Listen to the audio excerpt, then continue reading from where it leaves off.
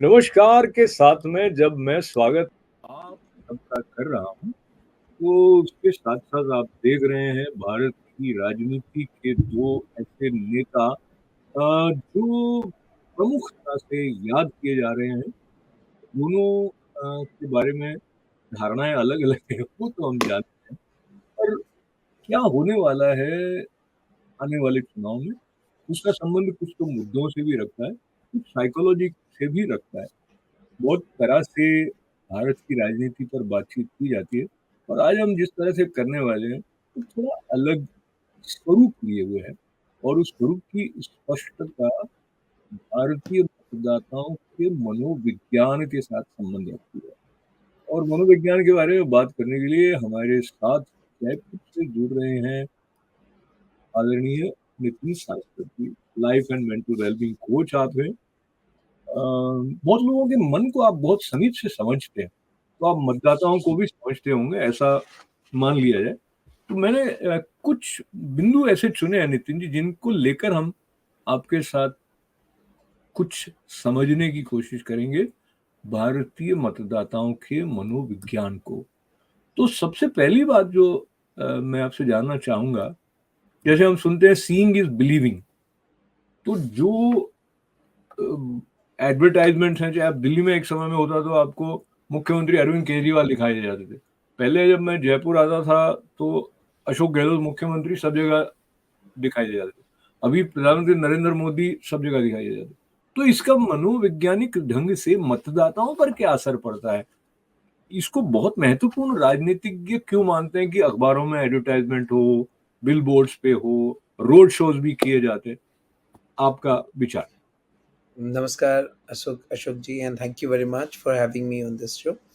क्योंकि हम लोगों की जो मेमोरी है वो विजुअल मेमोरी होती है, तो हम जो देखते हैं वो हमको ज़्यादा याद रहता है और जो सबसे नज़दीक का देखते हैं उसका सबसे ज़्यादा इम्पैक्ट हम पे होता है। इसका एक अगर बहुत छोटा सा एग्जांपल हम समझना चाहें तो आपने एक मूवी देखी और वो मूवी बहुत अच्छी थी, पर उसका एंड बहुत बुरा हो गया मान लीजिए, डायरेक्टर एंड बहुत बेकार किया उसने, तो मूवी फ्लॉप हो जाएगी। यानी कि एक इंग्लिश मूवी अगर 1.5 घंटे की है या एक हिंदी मूवी अगर 2.5 घंटे की है, तो 2 घंटा 20 मिनट अगर आपने अच्छे किए हैं, तो वो सब बेकार हैं अगर लास्ट के 10 मिनट्स का इम्पैक्ट आपका अच्छा नहीं रहा। इसका उल्टा भी बिल्कुल सही है कि मूवी में कोई जान नहीं थी पर एंड बहुत पावरफुल किया गया। तो उस पावरफुल एंड से लोग बाग उस जो अनइम्प्रेसिव बिगिनिंग थी उसे भूल जाते हैं। तो शॉर्ट मेमोरी और जो impact of the visual memory है उसकी वजह से ये जो पूरा का पूरा वॉर ऑफ मीडिया है इसका बहुत बड़ा रोल है। अभी आपने देखा ही था कि आप तो अमेरिका से लास्ट ट्रम्प इलेक्शन में आपने देखा ही था किस तरीके से पूरे आरोप हैं कि फेसबुक ने लोगों के सोचने की ताकत को चेंज किया। अभी पूरा एक साइकोलॉजिकल हैक्स हैं इस तरीके के कि आप अपने कंज्यूमर जैसे अब आप इसे इस तरह समझें कि इलेक्शन में वोटर को भी एक कंज्यूमर की तरह डील किया जा रहा है और वोट को एक कमोडिटी की तरह डील किया जा रहा है। तो आप अपने कंज्यूमर के माइंड पर किस तरीके से कब्जा करेंगे, इसके लिए भी पूरे के पूरे साइकोलॉजिकल टूल्स इस्तेमाल किए जाते हैं। जैसे आप किसी रेस्टोरेंट में गए, तो उस रेस्टोरेंट में वो जो डिस्प्ले बोर्ड पर लगा हुआ सामान आप देखते हैं, वो आपको पता ही नहीं चलेगा कि आपको जो खरीदना था, कई बार आप उससे ज़्यादा खरीद लाते हैं डिपार्टमेंटल स्टोर में जो आप डिस्प्ले देखते हैं। तो ये सारा डिस्प्ले है, ये सारा डिस्प्ले आपका ओपिनियन बनाने के लिए है, आपका ओपिनियन चेंज कराने के लिए है और आपकी विज़ुअल मेमोरी से आपके दिमाग को हैक करने का तरीका है। तो ये जो दिमाग को हैक करने वाली बात है, उसको साथ में रखते हुए ग्राउंड लेवल पर क्या हो रहा है, वो भी लोगों को दिखता है। लेकिन फिर भी ऐसा लगता है कि जब हवा आती है, जैसे कहते हैं अभी मोदी वेव चल रही है, तो कई लोगों को वो चीज़ें भूल जाएँगी, जिनको लेकर वो सामान्यतया निर्णय लेते रहे होंगे। इसमें लेकिन एक दूसरी बात और आ जाती है, जो कि पहली बात से जुड़ी हुई है, ये है टू मच एक्सपोज़र। जैसे हमने रोड शोज़ की बात नहीं की, लेकिन रोड शोज़ भी फिर उनके बारे में न्यूज़ आती रहती है, फिर वो सोशल मीडिया में उसके क्लिप्स चलते रहते हैं कि कितना भव्य स्वागत हुआ। XYZ जो भी लीडर है, जिस भी पॉलिटिकल पार्टी का है, देयर इज़ अ वे कि वो लोगों को इकट्ठा करेंगे और अ, इसमें सारे के सारे उनको वोट देंगे कि नहीं वो बात अलग है। लेकिन इतने लोग आए, इस बात को फिर प्रचारित किया जाता है। अब मैं दूसरी तरफ जो जा रहा हूँ उसका संबंध है, ब्रांड मोदी की बात करते हैं। तो पहले आप बताइए कि हम 2014 से लेके अब जब 2024 में बात कर रहे हैं, तो how do you see the perception of brand Modi for common Indian citizen? This is very strange कि इतने लंबे समय के बावजूद भी anti incumbency against Modi is very very less. तो यानी कि जो ब्रांड मोदी है उसमें आप ये माने कि उससे निराश होने वाले लोगों की संख्या बहुत कम है।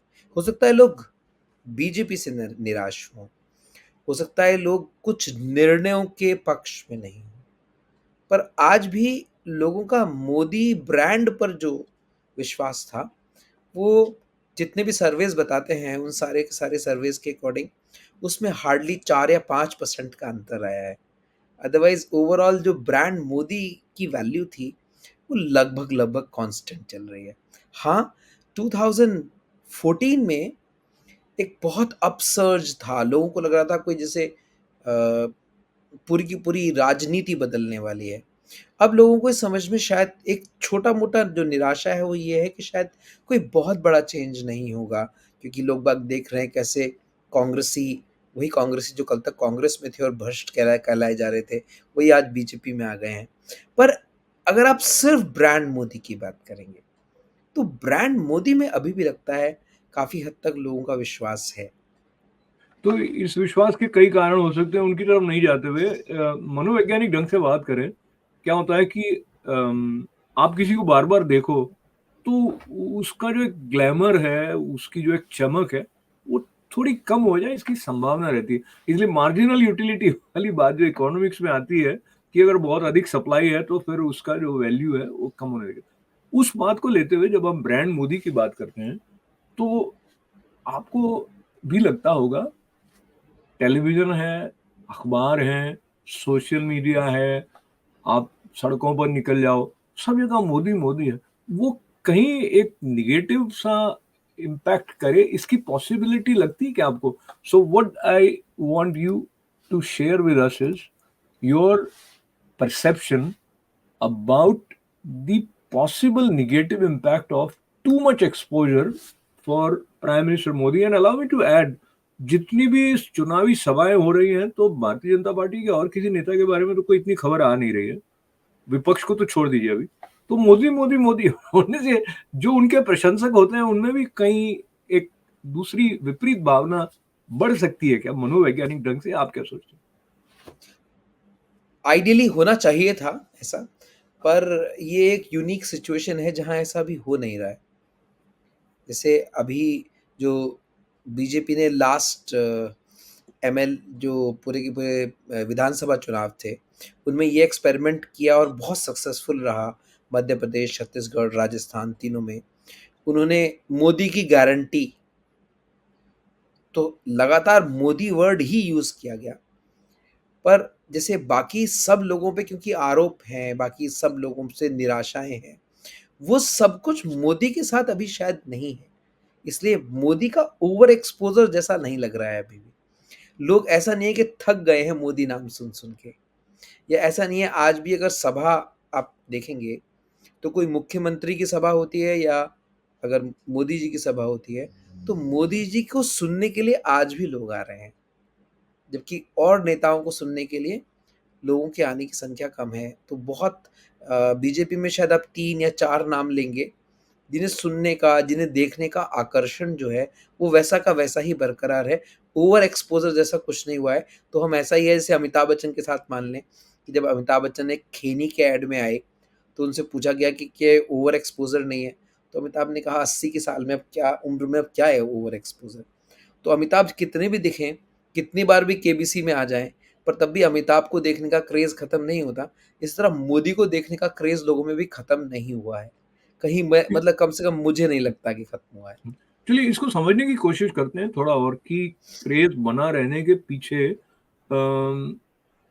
क्या कारण मानते हैं आप? यानी वो देखिए बहुत अच्छे वक्ता हैं, बहुत अच्छे कम्युनिकेटर हैं और जिस तरह के शब्दों का उनका चयन होता है वो बात को पहुंचाकर आपके भीतर ठहरा दे, इसमें वो सफल होते हैं, अक्सर सफल होते हैं और एक नया ढंग से वो बात को पहुंचा देते हैं। तो उनकी ये वाली जो वक्तृत्व कला है या उनकी जो भारतीय संस्कृति की और श्रोताओं के या भारतीय वोटरों के मनोविज्ञान की जो समझ है, उसको थोड़ा-सा अलग रखते हुए हम ये देखें कि लोग एक कसौटी ये भी बनाते हैं कि ये जो कथनी और करनी में कितना सामंजस्य या कितना अंतर है। वो भी एक एंगल है क्या उसको समझने का कि ये ओवर एक्सपोज़र होते हुए भी लोगों को लगता है नहीं मेरे दिल की बात है या भरोसा बना हुआ है? मुझे लगता है बहुत टैक्टिकली मोदी ने अपने आप को प्लेस किया है। जैसे अगर आप ध्यान से देखेंगे तो हमें लगता है कि मोदी का ओवर एक्सपोज़र हो रहा है, पर मोदी जी का ओवर एक्सपोज़र नहीं है। जैसे आप अभी देखेंगे कितने साल बाद मोदी जी ने एक इंटरव्यू दिया है। एक अक्षय कुमार का इंटरव्यू आया था, एक हाँ, अब इंटरव्यू आया है। एएनआई पॉडकास्ट में भी आया जी। जी। तो वो आपको जो हमें ओवर एक्सपोज़र दिख रहा है, उसमें मोदी दिखते हुए भी मोदी नहीं दिखते, वो रैलीज़ हो रही हैं। ये ये इलेक्शन हो रहा है। पर ऐसा नहीं हो रहा है कि ओवरडोज़ ऑफ मोदी जा रही है और जो जा रही है वो इतना इस तरीके से स्वीटेंड होके जा रही है कि वो मैसेज के साथ जा रही है और मैसेज हर बार बदल रहा है। इसीलिए शायद वो ऐसा नहीं है कि हमें लग रहा है कि हमें मोदी-मोदी कर हमारा हमारे दिमाग पर छा दिया गया है। तो जो भी है बहुत बहुत टैक्टिकल मूव्स हैं, वेल प्लान्ड है, वेल थॉट आउट है। पूरा कैंपेन अगर आप देखेंगे बीजेपी का, तो वेल थॉट आउट कैंपेन है। जैसे अभी मोदी का परिवार शुरू किया, तो मोदी का परिवार आप जब सुन रहे हैं, तो आपको लग रहा है कि मैं भी मोदी का परिवार, मैं भी मोदी का परिवार। जैसे अन्ना का था, मैं भी अन्ना, तू भी अन्ना। तो सारा देश अन्ना के साथ जुड़ने लगा था, कोई ओवर एक्सपोज़र नहीं हो रहा था।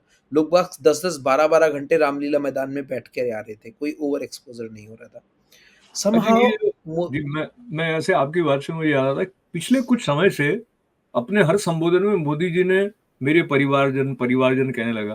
फिर ये आके मोदी का परिवार, तो मुझे लगता है जो आप कह रहे हैं काफ़ी स्ट्रैटेजिकली इसके बारे में शायद पहले से सोच लिया गया होगा। इसी तरह से जो अपैरेंटली इलेक्शन कैंपेन नहीं है, ऐसा कहकर जो कुछ आयोजन हुए, जैसे नेशनल क्रिएटर्स अवार्ड हुए, तो जो यूट्यूब पे इन्फ्लुएंसर्स हैं, उनको बुलाया गया और निश्चित रूप से जो मोदी से मिल रहा होता है मंच पे अगर भारत के प्रधानमंत्री से मिल रहे हैं, तो उसके मामले एक फेवरेबल डिस्पोजिशन आ जाता है। फिर वो उसके प्रोग्राम्स जो यूट्यूब पर वो कर रहा है, उसमें भी कहीं न कहीं आ जाता है, वो मैंने भी देखा। और सिमिलरली जी, अभी उन्होंने जो गेमर्स हैं, उनके साथ भी मीटिंग करी। So what I am trying to say is कि जो अलग-अलग सेक्शंस हैं हमारी सोसाइटी के, तो वो या तो अपने आप ऐसा हो रहा है या वो बहुत कॉन्शियसली और जैसे आपने कहा वेल थॉट आउट वे में उनको रीच आउट कर रहे हैं। And he has always been a good communicator, चाहे वो स्टूडेंट से बात कर रहे हों या फिर वो ब्यूरोक्रेट से बात कर रहे हों वगैरह। सो ये सारा उनके फ़ेवर में यानी कि आने वाले चुनाव में बीजेपी के फ़ेवर में काम करेगा, ऐसा आपको लगता है? एकदम करेगा और very well thought out campaigns हैं, very well thought out campaigns. जैसे आप देखिए मोदी की गारंटी, तो ऐसा लगा था कि मोदी की गारंटी लोगों को अहंकार लग सकती है, पर ऐसा नहीं हुआ, पीपल बॉट दैट।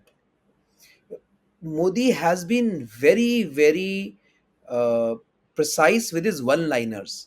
मुझे अभी भी याद है, जब गुजरात में इनका सेकंड टर्म या थर्ड टर्म था, उस समय कांग्रेस इनके खिलाफ बहुत ज़बरदस्त तरीके से प्रचार कर रही थी और जिस दिन वोट डाले जाने थे, प्रिसाइज़ली उसी दिन इनका एक मैसेज पूरे गुजरात में फैलाया गया था, सीएम हूँ, सीएम ही रहूँगा, कॉमन मैन।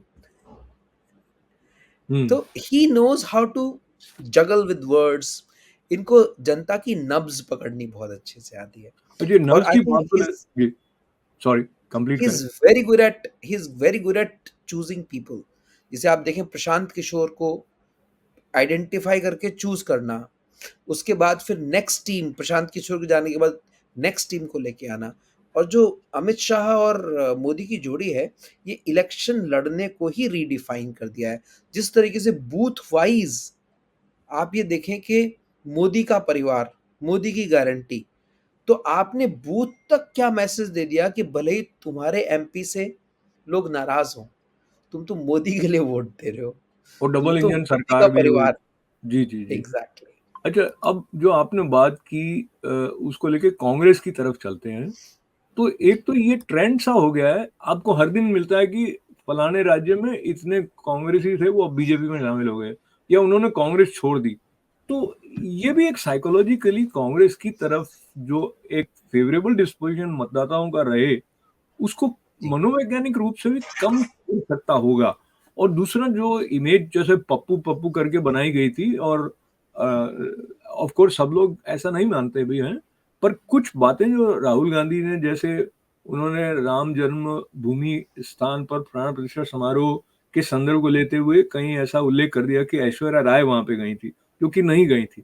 तो ये तथ्यात्मक त्रुटियां जो है वो कहीं कांग्रेस के लिए मतलब एक आघात साबित हो सकती है। और दूसरा अगेन, जो ये इतने सारे और कई कद्दावर नेता जो कांग्रेस के निकल रहे हैं, तो कांग्रेस की तरफ एक मनोवैज्ञानिक ढंग से जो पूरी तरह बीजेपी का भी नहीं हो लेकिन थोड़ा बहुत कांग्रेस का भी रहा हो, तो उसके मन में क्या भाव आ सकते हैं? जो नेता हैं उनके मन में, या वोटर्स जो वोटर्स। वोटर्स हैं? वोटर्स बहुत खुश नहीं है इस चीज से। जो बहुत थोड़ी देर के लिए तो वोटर खुश होता है, जो वो वाला वोटर खुश होता है बीजेपी का कट्टर वोटर है। तो जो व्यक्ति कट्टर वोटर है, वो तो आपसे खुश हो या दुखी हो, वो बटन राइट। आपका ही दबा के आएगा।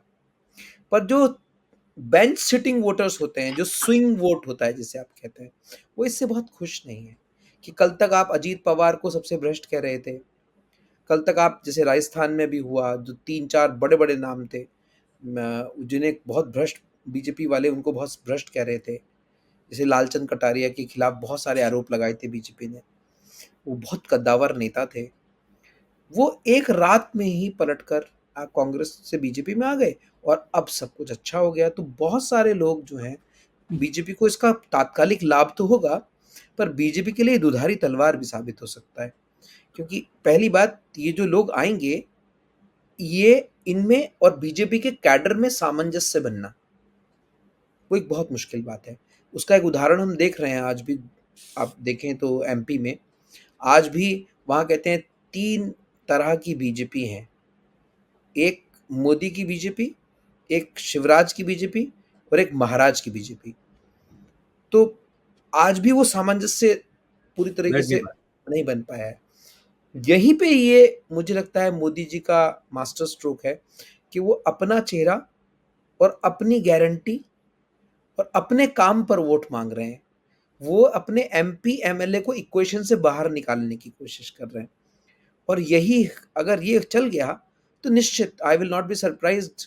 370 की बात मोदी जी कर रहे हैं, 370 तो मुझे लगता है फार फेच्ड है, पर मुझे कोई सरप्राइज नहीं होगा अगर 350 तक बीजेपी पहुंच जाए। पर वो तो 400 पार कर रहे हैं, आप 370 कर रहे हो नहीं, उनका। मैं बीजेपी की हाँ, बात कर रहा हूँ, अच्छा, सिर्फ बीजेपी, ठीक, ठीक, ठीक। Only BJP. तो जी, आपने जो बात कही उससे जुड़ी हुई बात आ जाती है कि आरोप विपक्ष की तरफ से बार-बार लगता रहा है, जिसको आपने भी इनडायरेक्टली कहा कि बीजेपी में आ गए तो कोई लोग कहते हैं वॉशिंग मशीन है क्या बीजेपी?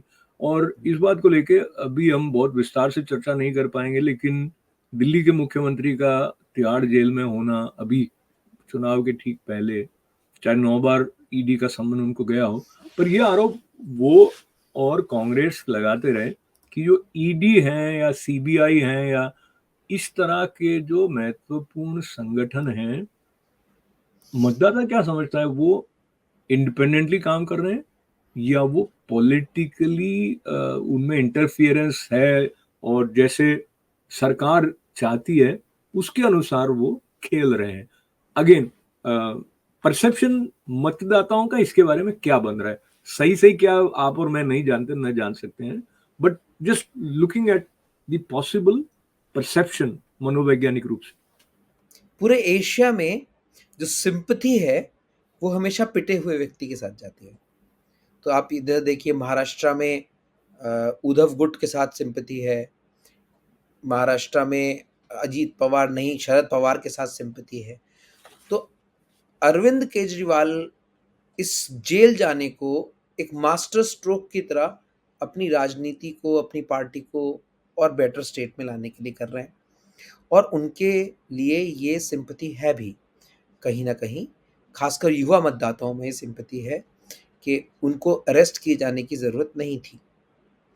जो बीजेपी का कट्टर वोटर है, वो बहुत खुश है, क्योंकि उसके हिसाब से ये बीजेपी के खिलाफ एक जो आवाज़ थी, वो शांत हो गई है या बिल्कुल सही हुआ इसके साथ। अच्छा पर मुझे ये जी सॉरी, ये जो केजरीवाल जी कहते रहे कि वो लोकसभा चुनाव के पहले इनको जेल में डाल देंगे क्योंकि वो उनसे डरते हैं वगैरह, तो क्या वो बात स्थापित हो जाती है इससे, या उनको लोग गंभीरता से नहीं लेते?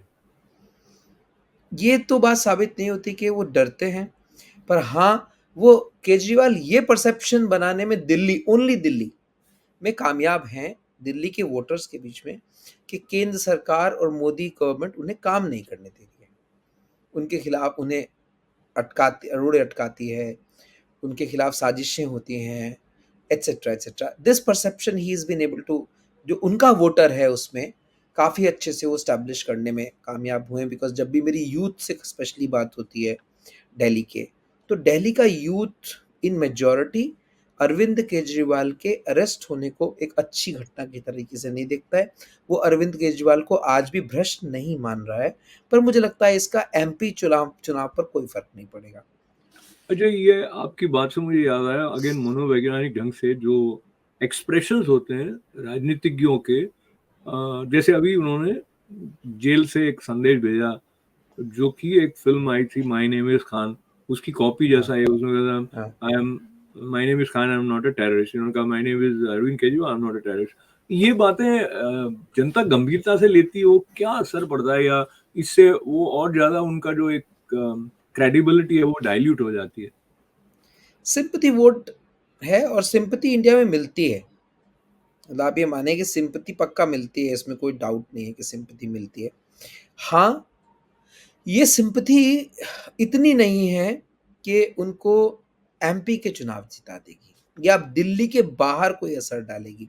जनता बहुत अच्छे से इस बात को समझती है कि जो भी सरकार में होगा वो ईडी, सीबीआई का दुरुपयोग करता ही करता है। तो आई अच्छा, थिंक इसमें जैसे इसमें मु जी, मुझे मुझे याद आता है एक व्हाट्सएप में, और वो कहीं आपने शायद वीडियो देखा होगा, अरविंद केजरीवाल पहले ये कहते थे, सुने गए थे किसी मंच से, कि 48 घंटे के लिए मुझे ईडी और सीबीआई दे दो, भारतीय जनता पार्टी के आधे नेता जेल में होंगे। तो इसका मतलब वो इस तरह से देख रहे होते हैं। और अभी एक और जो नेता हैं, वो लालू यादव की बेटी हैं, उन्होंने हुँ, भी कुछ ऐसा कहा मीसा कि भारती। वो इनको जेल में डाल देंगी वगैरह। सो बेसिकली जो अपोज़िशन है, वो अपनी तरफ से भी ऐसा घोषित भी कर रहा है कि वो ईडी और सीबीआई को यूज़ करेंगे। तो अगर उन्हीं की तरफ से सिक्के का दूसरा पहलू लिया जाए, तो जो मौजूदा सरकार है, वो अगर यूज़ करेगी तो करेगी, वो तो आप भी करने वाले हो, आप खुद ही कह रहे हो।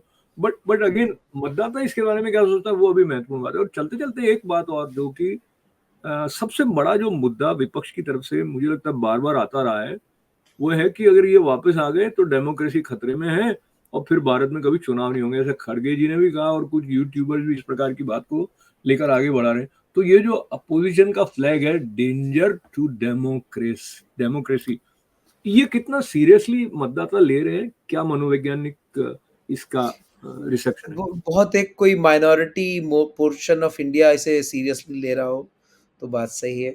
अदरवाइज इंडियन डेमोक्रेसी इतनी ज़्यादा फंडामेंटली स्ट्रांग है कि इंदिरा गांधी जिन्हें इमरजेंसी लगाने के बाद उन्हें इमरजेंसी विड्रॉ करनी पड़ी लास्ट में।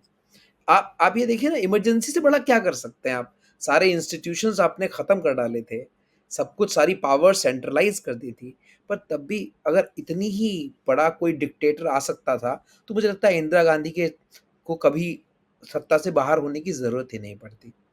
यहाँ पर ये वो धरती है जहाँ पर जो डेमोक्रेसी है उसे आप कभी हटा नहीं सकते।